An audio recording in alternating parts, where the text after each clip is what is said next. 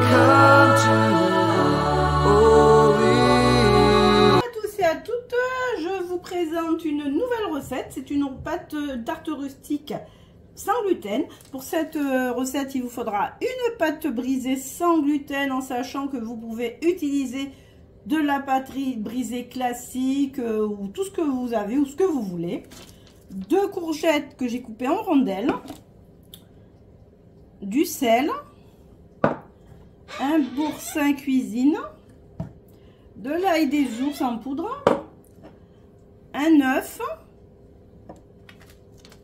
du parmesan que je vais râper, de l'huile d'olive. Voilà, donc tout ça, ça se suffit. Peut-être qu'après on verra si je rajoute un peu de miel. Pour accompagner cette tarte rustique, je vais prendre une salade composée, feuilles de jeunes pousses, tomates, et puis je vais rajouter du filet d'anguille fumé. Voilà, donc on va commencer déjà dans un premier temps par étaler la pâte. Voilà, parce que j'avais déjà préparé les courgettes que j'avais prédécoupées en rondelles. J'avais commencé avec mon appareil et puis j'ai fini à la main. Voilà, donc c'est une pâte que j'ai sortie du congélateur. Alors, ce que vous faites dans un premier temps, vous prenez le boursin. Maintenant, si vous n'avez pas de boursin, vous pouvez le faire avec du samouré ou avec ce que vous voulez, hein.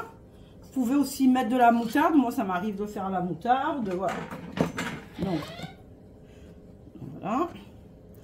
Donc, je vais mettre donc le boursin spécial cuisine parce que j'aime beaucoup le boursin spécial cuisine. Il tient mieux à la cuisine en préparation que du boursin classique. Voilà. On étale tout ça en prenant soin de ne pas étaler à peu près sur 2-3 cm aux abords de la pâte. Voilà.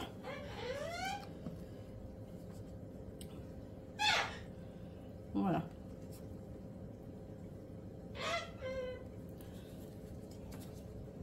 Donc vous étalez, mais vous gardez un petit peu puisqu'on va donc retravailler les abords de la pâte. Donc sinon c'est pas, ça sert à rien de mettre du boursin autour. Voilà. On va en prendre une petite cuillère parce que là on n'arrive pas à lever le boursin.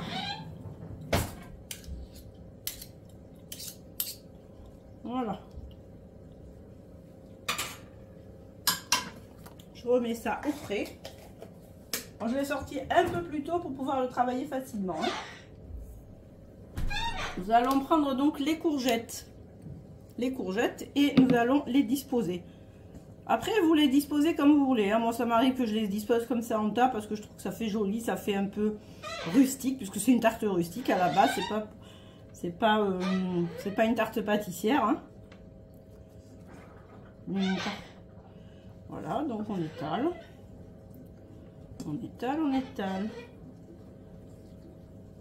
Vous étalez tout ça. Disposez comme ça, comme vous voulez en fait, hein. Vous ne stressez pas pour ça, il n'y a aucun stress à avoir, hein. Voilà. Voilà, voilà. L'essentiel, c'est que vous faites comme ça vous plaît. Et en plus, ça permet de manger léger avant le 31 décembre demain, puisque nous sommes le 30 décembre aujourd'hui. Et voilà, donc moi je vais rajouter, parce que j'en ai fait pas mal, j'en avais 2 grosses de courgettes. Je vais pas tout mettre, hein, parce que je vais en garder sinon pour faire autre chose. Je voudrais pas non plus qu'il y en ait trop. Je vais au moins faire mettre les plus grosses, parce que les autres je les ai coupées avec mon appareil. Elles sont fines en fait, hein. Vous pouvez les mettre parce que moi elles sont fines, elles ont une forme de pétale en fait, ce qui fait qu'elles vont cuire facilement. Donc je vais peut-être tout mettre. Voilà. Entre temps, vous faites préchauffer votre four à 180 degrés et puis et voilà, chaleur tournante. Voilà, voilà. On va s'arrêter là, ça va suffire, il reste quelques-unes. Donc on va mettre du sel. On peut mettre du poivre, hein. Moi je vais pas mettre de poivre, je vais mettre de l'ail des ours. Je trouve que c'est beaucoup, ça va donner, ça sera beaucoup plus typique puisqu'il y a déjà de l'ail dans le boursin. Voilà. Voilà. Donc je parsème tout ça. Après, si vous n'avez pas d'ail des ours, vous pouvez mettre de l'origan, du thym, des herbes de Provence. Voilà, n'ayez plus crainte, mettez ce que vous avez, ce que vous pouvez. Il n'y a pas besoin d'avoir de stress. Hein. Donc ce qu'on va faire, c'est qu'on va commencer à tourner la pâte. Moi, elle ne va pas tenir. Des fois, c'est compliqué avec la pâte sans gluten.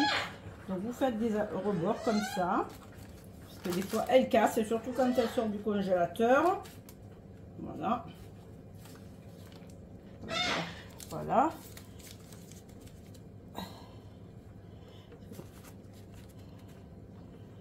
Voilà, voilà. Voilà, donc je vais travailler.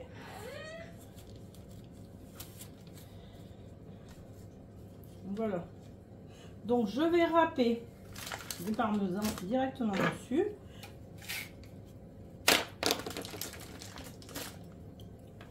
Alors moi je pars, je vais le faire directement comme ça sur la tranche. Hein. Voilà.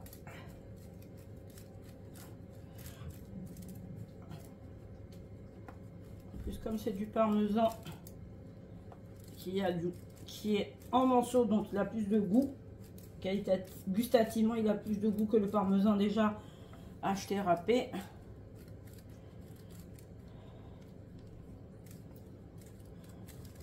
Après là, vous mettez ce que vous voulez en quantité. Hein. Voilà.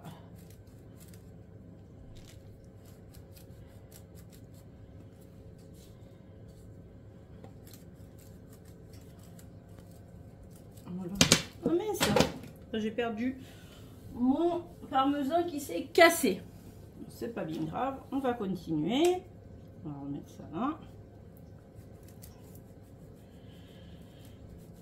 Voilà.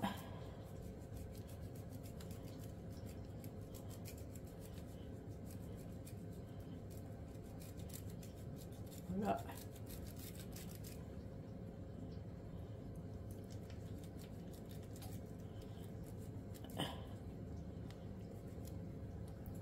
Et voilà.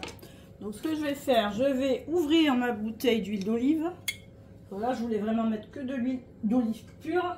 Ça a un meilleur goût en fait, parce que de l'huile mélangée ou autre, en plus, l'huile que j'ai là, c'est une huile qui est très forte en goût, donc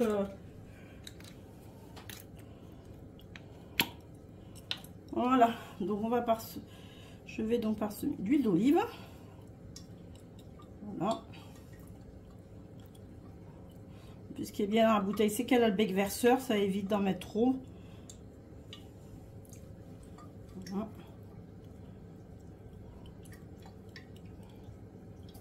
Voilà.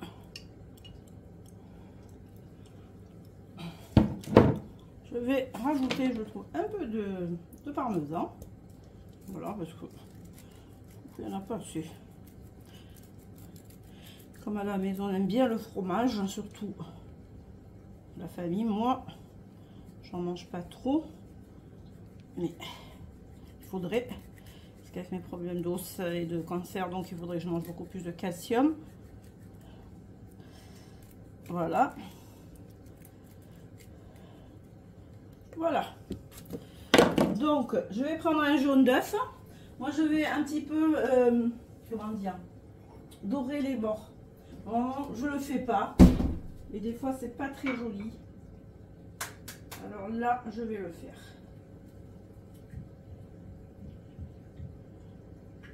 Je prends que le jaune d'œuf, hein. Je mets pas de blanc parce que voilà. Vous pouvez diluer le jaune d'œuf avec un peu de lait. Vous ne ferez pas, donc voilà.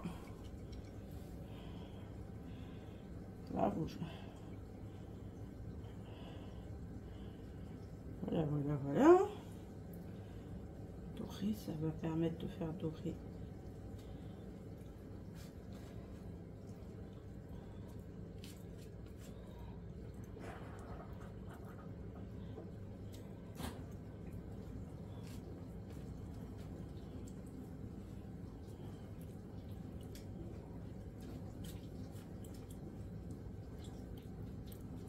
Voilà.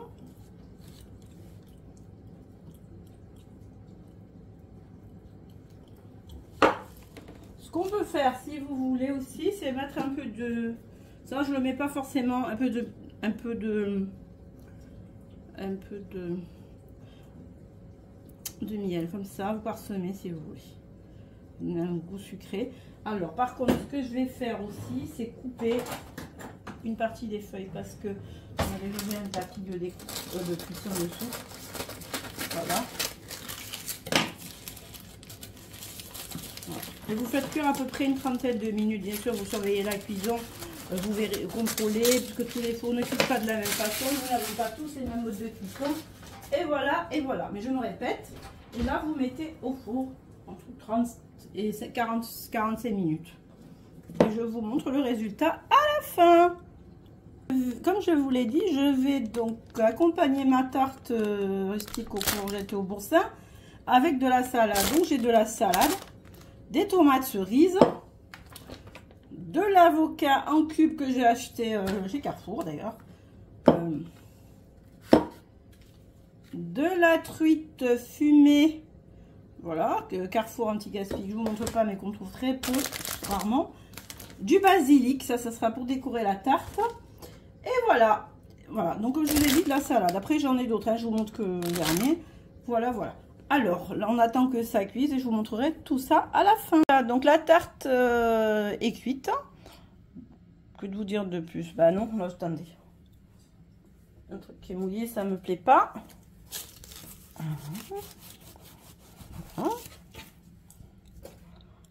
Voilà. Donc, je vous la montrerai plus tard, accompagnée de sa salade et tout le reste. En tout cas, je vous souhaite un bon appétit et vous dis à bientôt. Surtout, n'oubliez pas de liker, de commenter, de partager, de vous abonner. Un petit pouce en l'air et un petit emoji, ça ne coûte rien. Vous pouvez juste mettre courgette ou tarte. Et puis ça permettra de faire grandir et faire connaître ma chaîne. Voilà, voilà, ça me donnera l'impression que je ne fais pas de vidéos pour rien parce que je fais ces vidéos pour partager, pour vous proposer des recettes sympathiques, voilà, et pour vous aider dans votre vie de tous les jours. En tout cas, j'espère qu'elle vous plaira et je vous souhaite un bon appétit et vous dis à bientôt.